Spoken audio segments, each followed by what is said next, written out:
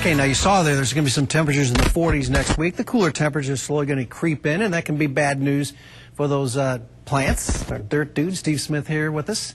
Tell us what to do when you've got some plants outside that you want to bring inside, but you need to do something before you do that. Before you do that, you always pick up hitchhikers.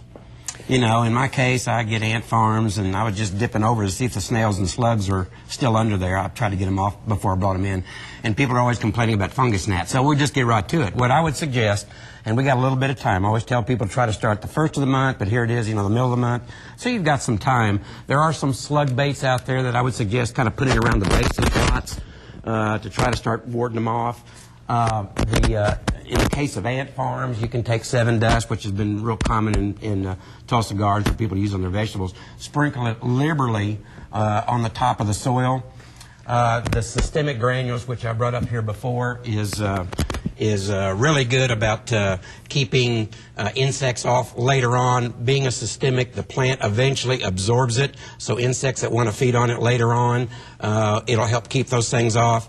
And to spray the foliage, excuse me, if you have problems with it right now, the horticultural oil, which I always recommend because it's so safe, you can use it indoors or out, give a good complete coverage of the foliage, and there's some organics as well, and then if you don't really care, there's some really good kind of a three-way action stuff. But give everything a really good coating, especially before you bring it in, and then of course a good dose of a time-release fertilizer, which will help keep them kind of healthy as you bring them in. Yeah, and keep those bugs off. Okay, I want to spend some time on this though, because these are really neat. They're like carved out pumpkins, but they're not all. You figured out what to do with these. Well, yeah, we picked up that little trick, you know, about kind of sealing them, and we're having a little class going for the young, primarily, or young at heart. And come on down. We're having it going this weekend, about 10 o'clock till noon. Come down. You can scoop out. You can pick out certain plant materials and make your own, and we'll have people down there to show you how to do it. So just give us a call. Let us know you're coming down. It is about $10 just to kind of cover the cost of the materials and whatever. But it's going to be kind of a fun deal, and we got some other Halloween things too that are on sale as well. Yeah, well, you might sell something like that for more than $10.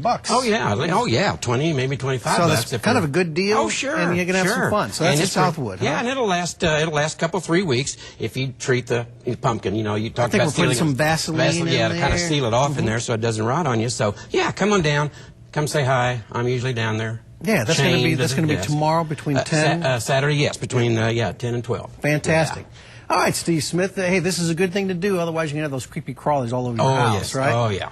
Want to avoid that. Okay, Steve Smith, the Dirt Dude. Check him out. Pumpkin planting class.